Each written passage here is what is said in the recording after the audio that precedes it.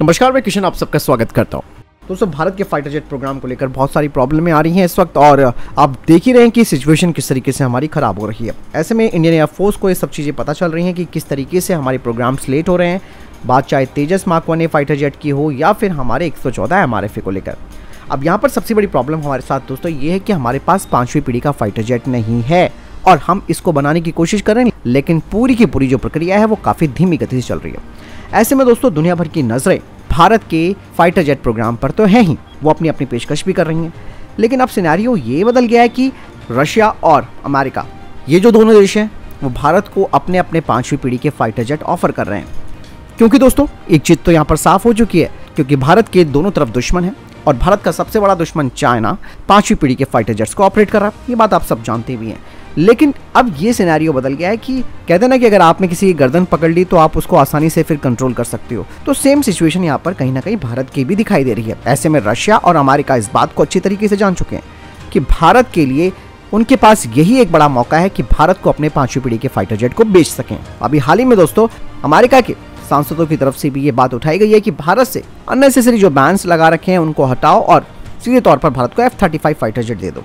खुद दोस्तों अमेरिका के अंदर ही ये मांग उठी है कि भारत को F-35 दिया जाना चाहिए। लेकिन दोस्तों, प्रॉब्लम यहाँ पर सिर्फ F-35 फाइटर जेट को लेकर नहीं है। अमेरिका की यहाँ पर सबसे बड़ी टेंशन ये है कि एक तो हम भारत को रशिया से दूर करने की कोशिश कर रहे हैं, और अगर फ्यूचर में स्थिति खराब होती है, भारत के संबंध और ज्यादा खराब होते हैं चाइना के साथ, तो ऐसे में ये मौका उनके हाथ से ना चला जाए और भारत आनन फानन में रशिया के Su-57 यानी कि Su-57 फाइटर जेट को ना खरीद ले। तो ये एक बड़ा पिच मारने की कोशिश अमेरिका भारत को कर रहा है। लेकिन दोस्तों, यहाँ पर मैं आपको लिटरली बताना चाहता हूँ कि भारतीय वायुसेना की जो कंडीशन है वो इस वक्त ठीक नहीं चल रही है। और हाल ही में आपने देखा होगा कि लॉकहीड मार्टिन के CEO ने प्रधानमंत्री नरेंद्र मोदी के साथ बातचीत की, और इस दौरान उन्होंने पहले तो अपने F-21 फाइटर जेट की पेशकश तो भारत को की, इसके साथ ही साथ उन्होंने सिरोस्की नेवल यूटिलिटी हेलीकॉप्टर की पेशकश की। दोस्तों, यहाँ पर एक स्थिति और खराब हो गई है। हम भले ही फ्रांस को अपना बहुत ही ज्यादा मजबूत साझेदार मानते हैं कि वो हमारे साथ खड़ा रहता है, लेकिन अब प्रॉब्लम यह आ गई कि क्योंकि 114 जो multi role fighter jet aircraft program यानी कि MRFA प्रोग्राम है, उसमें दोस्तों साफ तौर पर फ्रांस की डसॉल्ट एविएशन ने मना कर दिया कि हम किसी भी तरीके से तकनीक इसकी आपके साथ साझा नहीं कर सकते हैं। यही वजह है कि हमारा MRFA सौदा आगे नहीं बढ़ पाया। वहीं दोस्तों, LCA तेजस मार्क 1 की स्थिति तो और ज्यादा खराब हो गई है जब से अमेरिका की तरफ से इंजन्स की डिले हो रही है, और हमारे पास इस वक्त 31 फाइटर जेट के स्क्वाड्रंस हैं। हमें चाहिए 42, और आने वाले 1 या 2 साल के अंदर हमारी 31 स्क्वाड्रंस घटकर 28-29 तक आ सकती है। ऐसे में हमारे दुश्मन हम पर हावी हो सकते हैं। भारत आत्मनिर्भरता पर तो फोकस कर रहा है। यही वजह थी कि भी हाल ही में vice chief air marshal SP Singh ने आत्मनिर्भरता पर काफी जोर दिया। लेकिन दोस्तों, हम अब यहाँ पर इस कंडीशन में फंस चुके हैं कि ना तो हमारी ये समझ में आ रहा है कि MRFA में हम किसके फाइटर जेट्स को इन्वॉल्व करें। दूसरी बात यह कि हमारे 5वीं पीढ़ी के फाइटर जेट की प्रॉब्लम भी बनी हुई है। हम अपना अगर बनाते हैं तो वो 2033-35 और हो सकता है कि इससे भी ज्यादा समय लग जाए।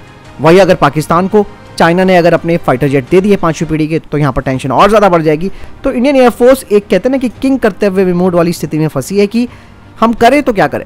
और ऊपर से हमने 114 फाइटर जेट्स को भारत में तकनीकी हस्तांतरण के माध्यम से बनाने का भी ऐलान किया है, लेकिन अब कोई आगे नहीं आ रहा इसके लिए, क्योंकि कोई देश आगे आएगा भी नहीं, क्योंकि कोई नहीं चाहता कि उनके मार्केट उनके हाथ से छिन जाए। सेम ये कंडीशन हम फ्रांस को भी दोष नहीं देना चाहेंगे, और अमेरिका तो आपको मालूम ही है कि वो कभी भी तकनीक साझा नहीं करता है, और इंजन के मामले में आप देख लीजिए किस तरीके से उसने रोड़ा लगा रखा है। लेकिन अमेरिका के अंदर जो मांग उठ रही है कि भारत को F-35 फाइटर जेट दे दिया जाए, इसके लिए अप्रूवल मिल जाए, लेकिन वो भी पॉसिबल नहीं है। कैसे पॉसिबल हो जाएगा? हम S-400 को ऑलरेडी ऑपरेट करना शुरू कर चुके हैं। ऐसे में आपको कोई भी खबर अगर ऐसी लगती है कि जिसमें F-35 भारत ले रहा है, अमेरिका पुश कर रहा है, पुश तो कर रहा होगा, लेकिन वो बात अलग है कि भारत इस पर विचार भी नहीं करेगा, क्योंकि दोस्तों ऑब्वियस सी बात है, अमेरिका को नहीं पता होगा कि भारत के पास रशियन S-400 है, जो कि स्पेशली F-35 को काउंटर करने के लिए बनाया गया है। और अगर अमेरिकियों के मन में ये विचार आ भी रहा है कि हम भारत को F-35 फाइटर जेट दे करके रशिया से उसे अलग कर देंगे, तो ये भी पॉसिबल नहीं है। बहुत सारी चीज़ें हमारी अभी भी रशिया पर डिपेंड है। हमारा Sukhoi 30 MKI fighter jet program आप देख लो, हमारी अभी भी निर्भरता जो है वो रशिया के ऊपर है, जबकि Su-30 एयरक्राफ्ट हमारी एयरफोर्स की बैकबोन है। आप कैसे अंदाज़ा लगा सकते हैं कि हम अमेरिकन फाइटर जेट्स को अपने में शामिल करें?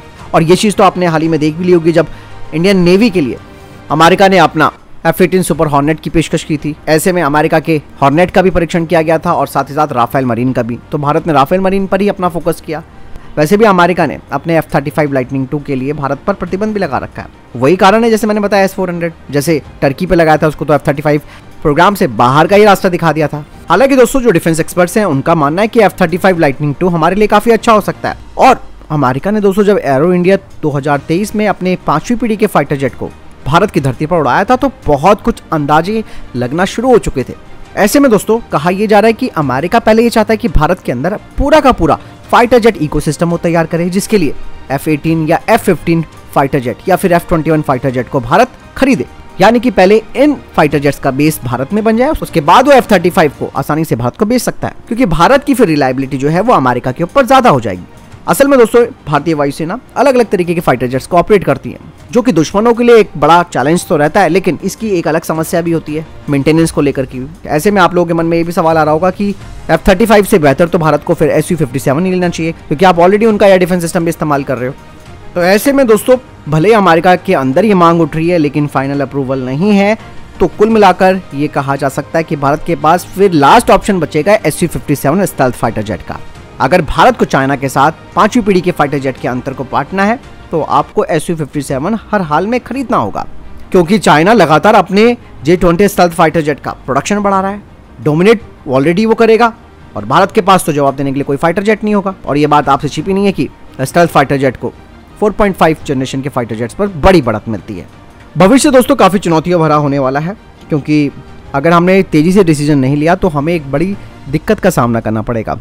और पाकिस्तान के पास ऑब्वियस सी बात है, चाइना भारत को घेरने की कोशिश करेगा तो वो पाकिस्तान को 5वीं पीढ़ी के फाइटर जेट्स दे देगा। दूसरी तरफ पाकिस्तान दोस्तों तुर्की के साथ कान फाइटर जेट प्रोग्राम में जुड़ रहा है, उनकी तरफ से भी भारत पर प्रेशर बनाने के लिए ये फाइटर जेट पाकिस्तान को मिल जाएंगे। तो आप लगाइए कि हमारी स्थिति क्या होगी। हम हर वक्त भरोसे पर नहीं रह सकते, क्योंकि या तो हमारा इकोसिस्टम बहुत पहले से शुरू हो चुका था जो आज हम लोग प्रॉब्लम में झेल रहे हैं, ना तो हमारे पास एक बेहतर फाइटर जेट इंजन है, और जो हमारी निर्भरता विदेशियों पर है वो लगातार बढ़ती जा रही है। भले ही हमने मेक इन इंडिया प्रोसेस शुरू किया है, उसको एक तरीके से अमल में लाने की कोशिश करी है, तो नहीं बनती दोस्तों इस तरीके से बात। AMCA प्रोग्राम जो है वो अपने तय समय से भी बहुत पीछे जाएगा। तेजस मार्क 1 ये प्रोग्राम आपने देख लिया होगा किस तरीके की प्रॉब्लम उसमें आ रही है। तो आपको क्या लग रहा है AMCA में नहीं आएंगी? तो बेहतर विकल्प यही है कि भारत को F-35 की तरफ तो वैसे भी जाना ही नहीं है। ऐसे में भारत को डेफिनेटली Su-57 के ऊपर विचार करना होगा, क्योंकि यही भारत के लिए बहुत ज़रूरी है।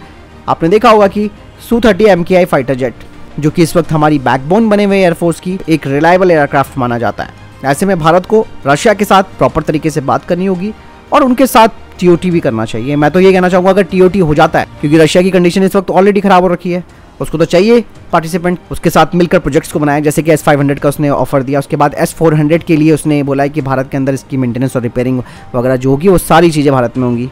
तो ये मौका अच्छा है, ग्रैब करना चाहिए फ्यूचर को देखते हुए, क्योंकि आने वाले 10 साल बहुत ज़्यादा महत्वपूर्ण होने वाले हैं। इस बारे में आपको क्या लगता है?